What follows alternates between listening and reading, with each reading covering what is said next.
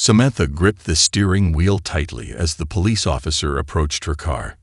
She knew all too well the potential risks that black drivers faced during routine traffic stops, but she tried to remain calm and composed. "Good evening, ma'am. License and registration, please," the officer requested in a neutral tone. Samantha reached into her purse and retrieved the documents, handing them over with a polite, "Here you go, officer." The officer examined the paperwork and then shone his flashlight into Samantha's car. "Do you know why I pulled you over today?" he asked. "No, officer. What seems to be the problem?" Samantha responded, keeping her voice even. "You were going 45 in a 35-mile-per-hour zone. That's a pretty significant speeding violation," the officer stated matter-of-factly. Samantha's brow furrowed slightly. "Oh, I'm so sorry about that. I must not have been paying close enough attention to the speed limit. I was just trying to get home after a long day at work." The officer nodded. "I understand, ma'am, but the law is the law. I'm going to have to issue you a ticket for $250. Samantha's eyes widened in disbelief. $250? "But officer, I've never had a speeding ticket before. Isn't there any way we could just give me a warning this time?" The officer shook his head. "I'm afraid not. The fine is non-negotiable." He began scribbling on his notepad. Samantha's mind raced as she considered her limited financial resources. "Officer, please. That fine would be a real hardship for me. I'm a single mother working 2 jobs to support my family. An unexpected $250 expense could really set me back. Couldn't you maybe reduce the amount?" The officer paused and looked up, his expression unchanging. "Ma'am, I understand this may be difficult, but the violation is clear, and the fine is standard procedure. I don't have the authority to adjust it." Samantha swallowed hard, fighting back tears of frustration. "I see. Well, I appreciate you hearing me out, at least." She accepted the ticket the officer handed her and watched as he returned to his patrol car. As she pulled back onto the road, Samantha gripped the steering wheel, her knuckles turning white. She knew that her experience was all too common for black drivers, who were often subject to harsher penalties and fewer leniencies than their white counterparts. The unfairness of it all made her blood boil. When Samantha arrived home, her 8-year-old daughter, Lily, greeted her at the door. "Mommy, you're home late. I was starting to get worried."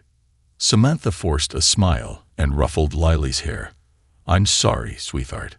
There was a little, situation on my way home from work." She hesitated, unsure of how to explain the ticket to her daughter.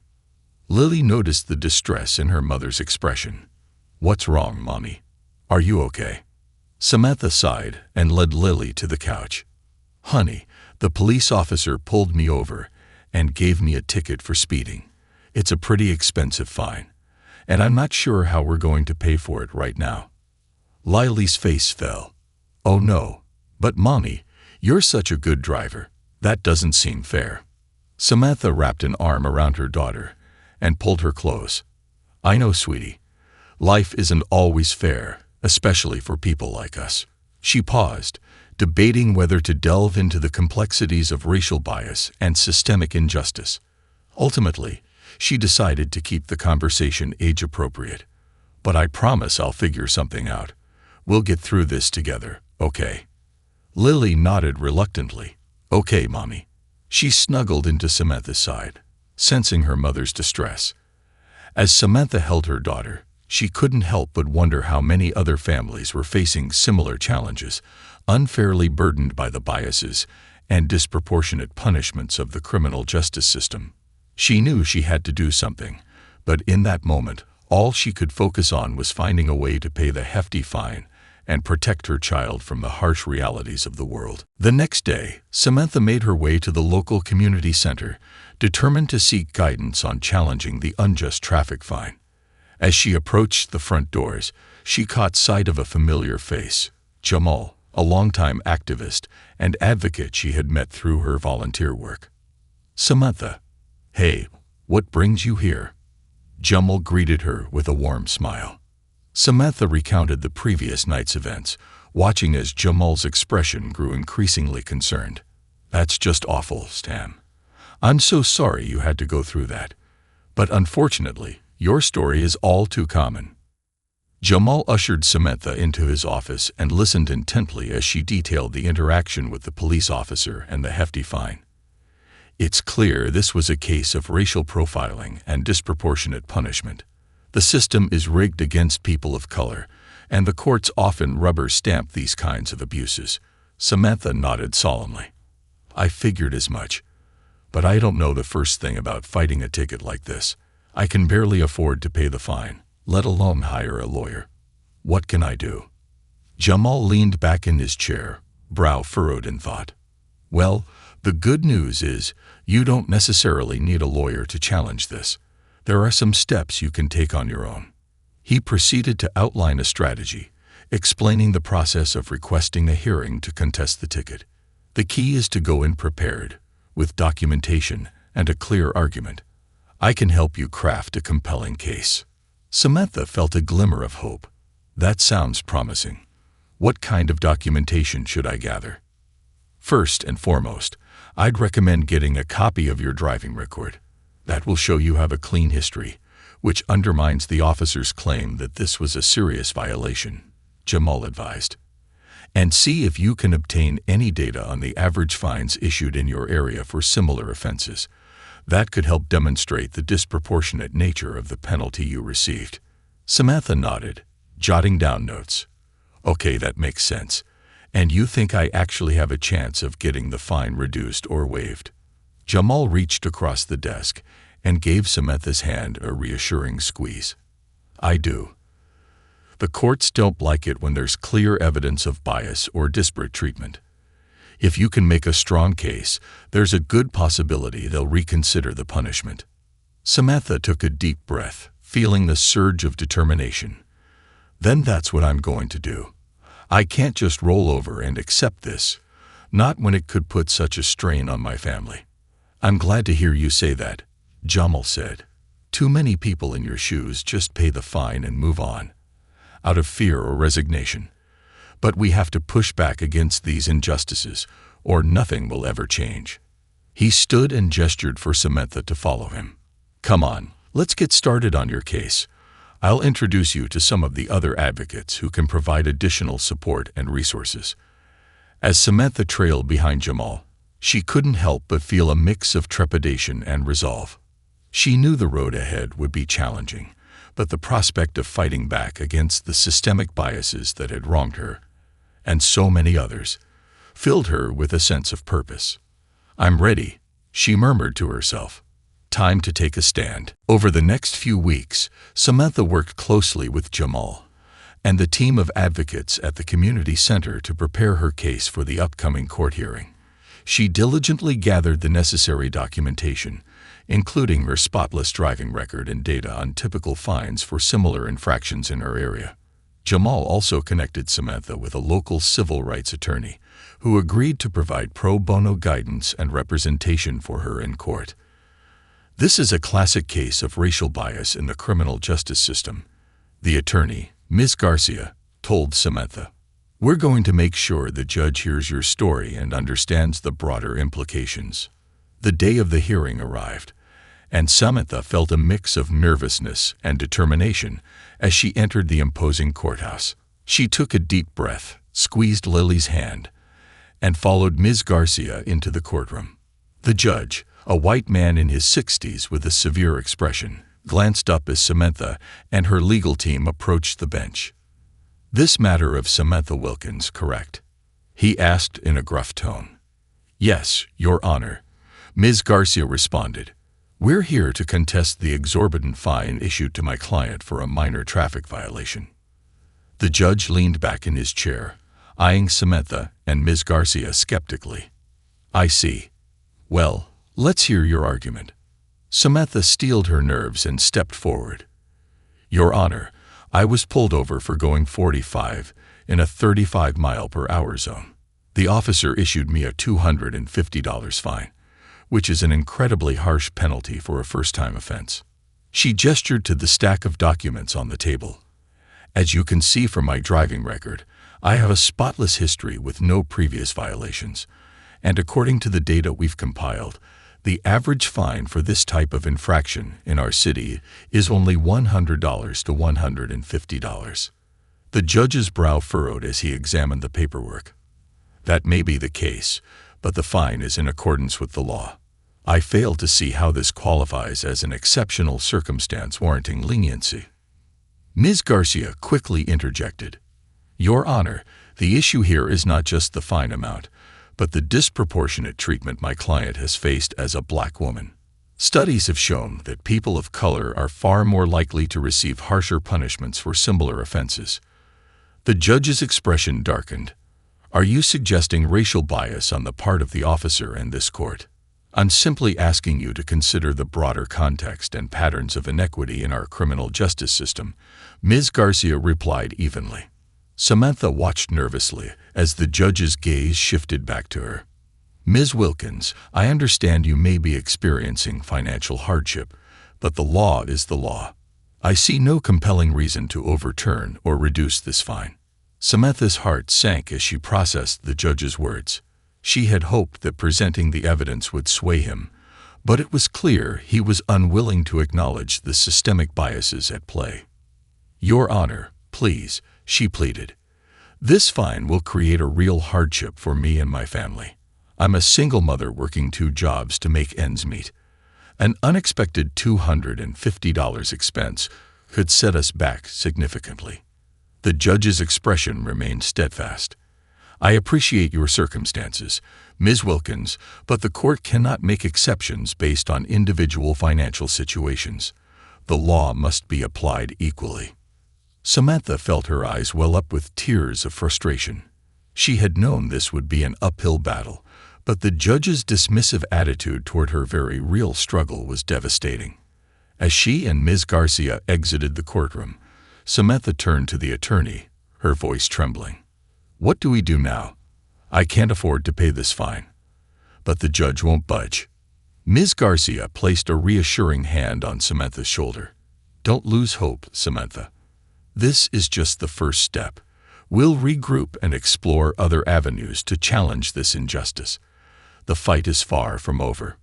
Clutching Lily's hand, Samantha nodded resolutely.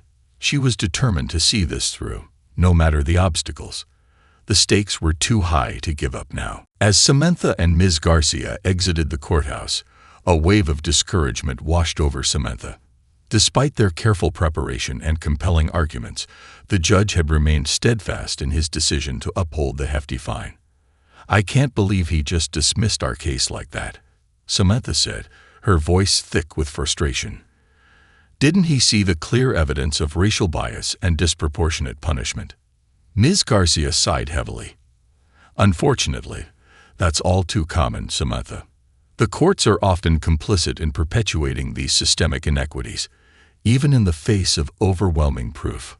Samantha shook her head, her gaze fixed on the ground. So what does that mean for me and my family? I'm barely scraping by as it is, and now I have to come up with $250 that I just don't have. I know this is incredibly disheartening, Ms. Garcia said gently, but we still have options to pursue. The judge's decision isn't the final word. She placed a hand on Samantha's shoulder, drawing her attention. Listen, I'm going to keep working this case, exploring every possible avenue to get that fine reduced or waived. In the meantime, we need to make sure you don't end up in even deeper trouble for non-payment. Samantha nodded, her brow furrowed in thought. Okay, what do you suggest? I can't just ignore the ticket, but I also can't afford to pay the full amount. Here's what I'd recommend, Ms. Garcia said. First, write a letter to the court explaining your financial hardship in detail. Provide documentation of your income, expenses, and any other relevant information that could support your case. Request a payment plan or community service option instead of the lump sum fine. Samantha considered this, a glimmer of hope flickering in her eyes. That might work. And if they still won't budge, then we'll have to look into other legal avenues, Ms. Garcia replied. There may be grounds for an appeal Or we could explore filing a civil rights complaint against the police department and the court system. Samantha's shoulders tensed at the thought of prolonging this battle, but she knew Ms. Garcia was right. She couldn't simply accept the unjust punishment, not when so much was at stake. Okay, I'll write that letter tonight. And I'll start gathering any other documentation you might need, Samantha said, determination hardening in her voice. As they walked to their cars, Samantha couldn't help but feel a deep sense of anger and injustice.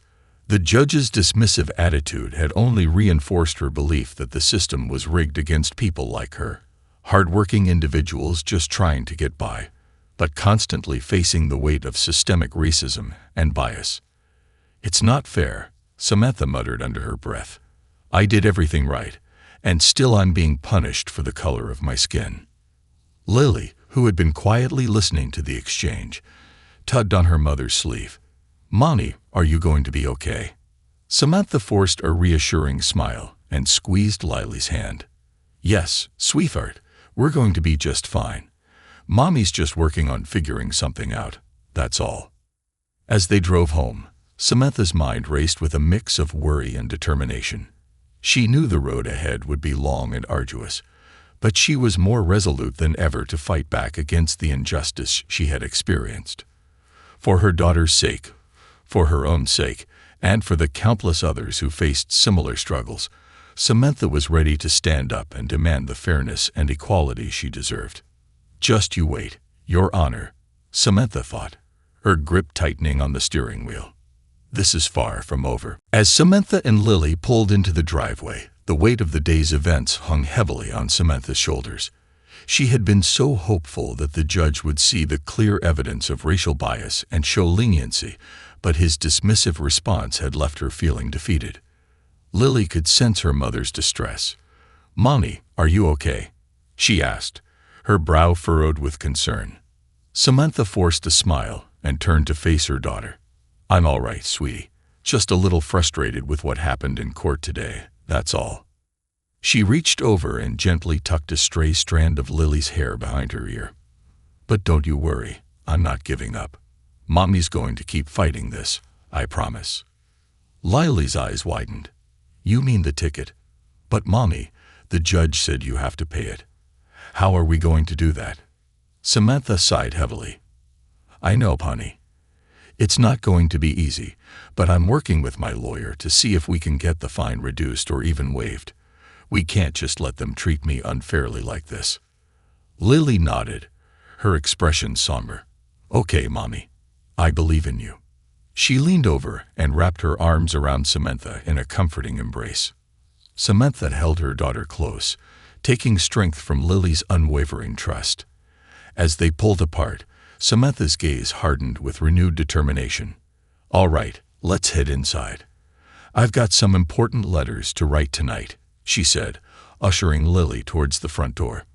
Once the pair were settled at the kitchen table, Samantha set to work drafting her plea to the court. She poured her heart into the letter, detailing her financial struggles as a single mother and explaining how the hefty fine would create a significant hardship for her family. There, Samantha murmured, reading over the letter one last time. Hopefully this will at least convince them to let me pay it off in installments. She folded the document and placed it in an envelope, ready to be mailed the next day. As she did so, Lily peered over her shoulder, brow furrowed in thought. Mommy, do you think the judge will listen this time? The young girl asked. Samantha sighed heavily. I certainly hope so, sweetie. But even if he doesn't, I'm not going to stop fighting. This isn't just about me. It's about making things fair for all the other people who get treated the same way. Lily's eyes widened. You mean other black people? She paused, her expression turning pensive. Is that why the police officer was so mean to you? Samantha hesitated, unsure of how much to share with her young daughter. Well, honey, sometimes people in positions of power can let their own biases and prejudices influence the way they treat others. It's not right, but it happens more often than it should. She reached across the table and gave Lily's hand a gentle squeeze. That's why Mommy is so determined to challenge this. I want to make a difference, not just for us, but for everyone who's been unfairly targeted because of the color of their skin. Lily nodded solemnly. I understand, Mommy. I'll help you however I can. Samantha felt a swell of pride and gratitude. Thank you, sweetheart. Your support means the world to me. As Lily headed off to her room, Samantha turned her attention to the next step in her plan. She knew that fighting this battle in the courts would be an uphill climb, but she was more resolved than ever to see it through. Reaching for her phone, Samantha scrolled through her contacts until she found the number for Jamal, the community advocate who had been guiding her through this process. Taking a deep breath, she pressed the call button, ready to enlist his help in taking her case to the next level. Jamal, it's Samantha. I need your advice on how to take this fight to the streets. In the days that followed, Samantha's story began to gain traction in the local media. Jamal had put her in touch with several community organizers and civil rights activists who helped amplify her case and draw attention to the broader patterns of racial bias within the criminal justice system. Headlines started appearing in the city's newspapers, detailing Samantha's experience and the judge's dismissal of her appeal. Local news stations interviewed her, giving her a platform to share her perspective and the challenges she was facing. As the public spotlight intensified, protesters began to gather outside the courthouse, holding signs and chanting slogans in support of Samantha and demanding accountability from the judge and the wider judicial system. Enough is enough, shouted one demonstrator, his voice booming through a megaphone. Black communities have been targeted and punished disproportionately for far too long. We won't stand for this blatant injustice any longer. The crowd erupted in cheers, their energy and outrage palpable. Samantha watched from the sidelines, her heart swelling with a mix of gratitude and determination.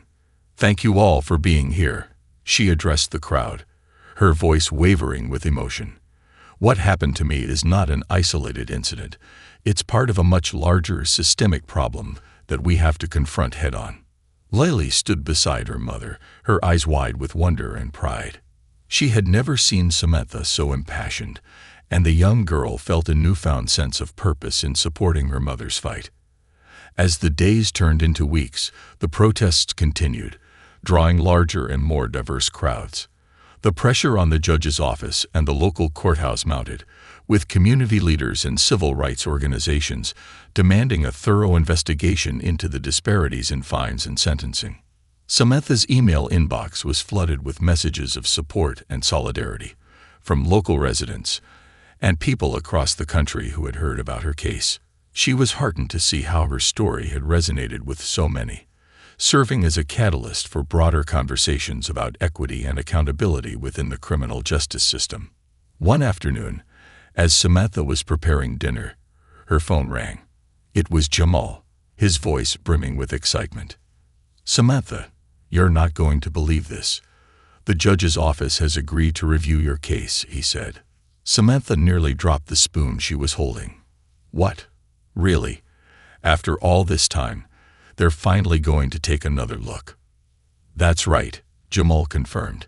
The public pressure and media attention have forced their hand. They can't ignore this anymore. Samantha felt a wave of relief wash over her, but she knew the battle was far from over. Okay, what's the next step? What do I need to do? Well, first of all, keep up the momentum on the protests, Jamal advised. We need to make sure the judge and the court system know that the community is watching and won't let this go.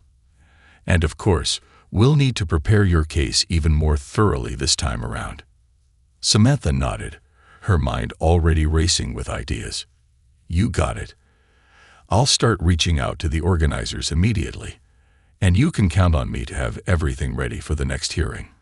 As she hung up the phone, Lily peeked out from the kitchen doorway, her expression a mix of curiosity and concern. Was that Jamal? Mommy, what did he say? Samantha crossed the room and swept Lily into a tight hug. That was Jamal, sweetie. And he has some really good news. The judge is going to review my case again. Lily's face lit up with a bright smile. Really? Does that mean you might not have to pay the ticket? I'm not sure yet, honey. Samantha replied. "But this is a big step in the right direction, and it's all thanks to you and all the other people who have been supporting me." She pressed a gentle kiss to Lily's forehead. "I couldn't have done this without you, Lily. You're my inspiration, and I promise I'm going to keep fighting until we get the justice we deserve." As mother and daughter embraced, Samantha felt a renewed sense of purpose and hope. The road ahead might still be long and arduous, but she was more determined than ever to see this fight through to the end. In the weeks that followed, the pressure on the judge's office only intensified as the protests outside the courthouse continued to grow. Local media outlets closely followed the developments, reporting on the growing public outcry and the demands for accountability. Samantha worked tirelessly with Jamal and her legal team to prepare for the upcoming review of her case. They compiled an even more comprehensive case file, including detailed analyses of racial disparities in fines and sentencing within the local judicial system. "We need to make it absolutely clear that this isn't just about your individual experience," Samantha, Ms. Garcia, the civil rights attorney, explained.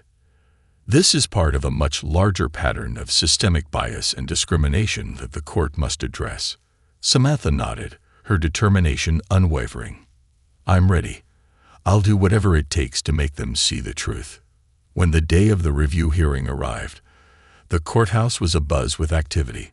Protesters had gathered in even greater numbers, their chants and slogans echoing through the halls. As Samantha, Lily, and the legal team entered the courtroom, the judge, the same stern-faced man who had dismissed their initial appeal, eyed them with apparent discomfort. "This court will come to order," he announced, his voice betraying a hint of unease.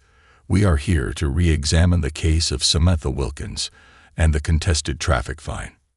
Ms. Garcia stood and addressed the judge. "Your Honor, we are grateful for the opportunity to present our case again. As you can see, the community has become deeply invested in this matter, and for good reason." She gestured towards the throngs of protesters outside the building. "The disproportionate fines and punishments imposed on people of color by this court system have gone on for far too long. Ms. Wilkins' experience is just one example of a much larger systemic problem that demands your attention." The judge's brow furrowed as he listened to Ms. Garcia's impassioned argument. Samantha watched intently, her heart pounding in her chest. "The court has reviewed the additional evidence and data you've provided," the judge began, his tone more measured than before. "It is clear that there are indeed concerning patterns of racial disparities in how fines and penalties are administered within this jurisdiction." Samantha felt a surge of hope, but she dared not let her guard down. However, the judge continued, "The law itself does not explicitly account for these disparities. My previous ruling was in line with the established statutes and guidelines." Ms. Garcia quickly interjected, "Your Honor, with respect, the law must evolve to address systemic biases and injustices. Upholding the letter of the law while ignoring its disproportionate impact on marginalized communities is a failure of the justice system." The judge's expression darkened, but there was a glimmer of thoughtfulness in his eyes. "Ms. Garcia, your argument is a compelling one. This court cannot continue to turn a blind eye to the clear patterns of discrimination that have taken root here." He paused, shifting his gaze to Samantha. "Ms. Wilkins, I understand the significant hardship that this fine has placed on you and your family. While I cannot simply waive the penalty outright, I am prepared to reduce the amount to $100 and allow you to pay it in monthly installments." Samantha felt a wave of relief wash over her, and she had to resist the urge to leap for joy. "Thank you, Your Honor. This is a step in the right direction, and I appreciate your willingness to acknowledge the broader issues at hand." The judge nodded solemnly. "There is still much work to be done to address the systemic biases within our criminal justice system. This case has been a wake-up call, and I assure you it will not be forgotten." As Samantha, Lily, and the legal team exited the courthouse, they were greeted by a roar of cheers and applause from the assembled protesters. Samantha felt a surge of pride and gratitude, knowing that her fight had sparked a broader movement for change. "We did it, Lily," she whispered, pulling her daughter into a tight embrace.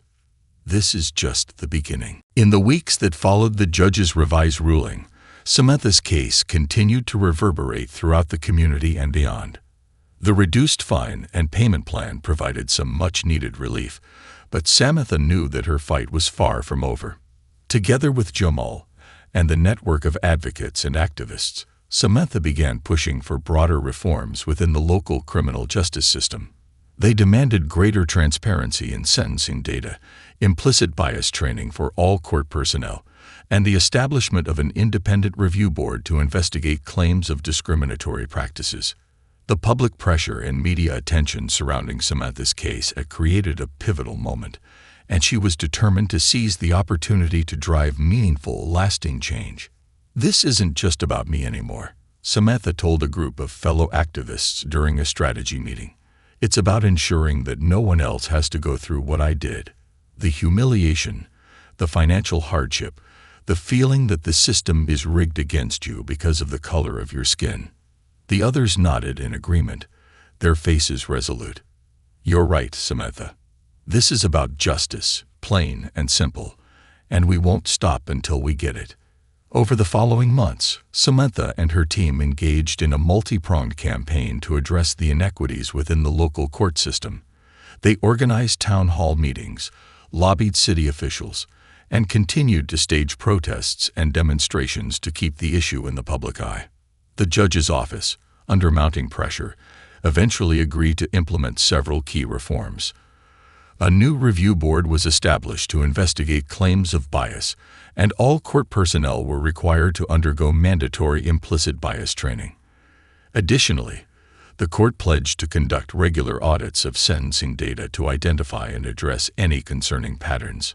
While Samantha's original $250 fine was not entirely waived, the reduced $100 amount, and the payment plan provided her with some much-needed financial relief.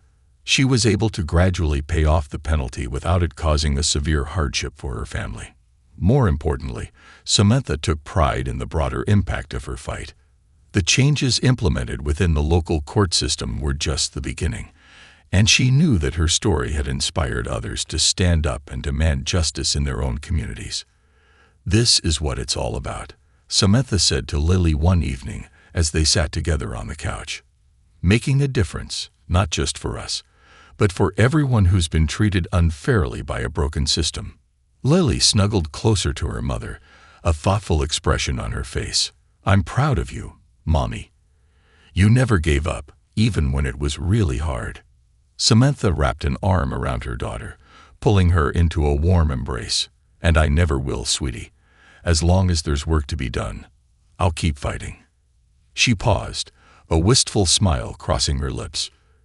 "You know, I used to worry that this whole ordeal would be too much for you to handle, but you've shown me how strong and resilient you are. I couldn't have done any of this without you by my side." Lily beamed up at her mother.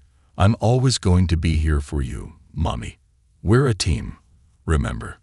Samantha nodded, her eyes shining with tears of joy and pride. "That's right, Lily. And together, we're going to keep making the world a little bit better, one step at a time." As mother and daughter cuddled on the couch, Samantha couldn't help but reflect on how far they had come. The journey had been difficult, filled with moments of doubt and despair, but in the end, they had emerged stronger and more determined than ever. Samantha knew that the battle for true justice and equality was far from over, but she felt a renewed sense of purpose and hope. With Lily by her side and the support of her community, she was ready to continue the fight, to be a voice for those who had been silenced, and to create a better future for all. "Watch out, world," Samantha thought, her gaze fixed on the horizon. "The Wilkins women are just getting started."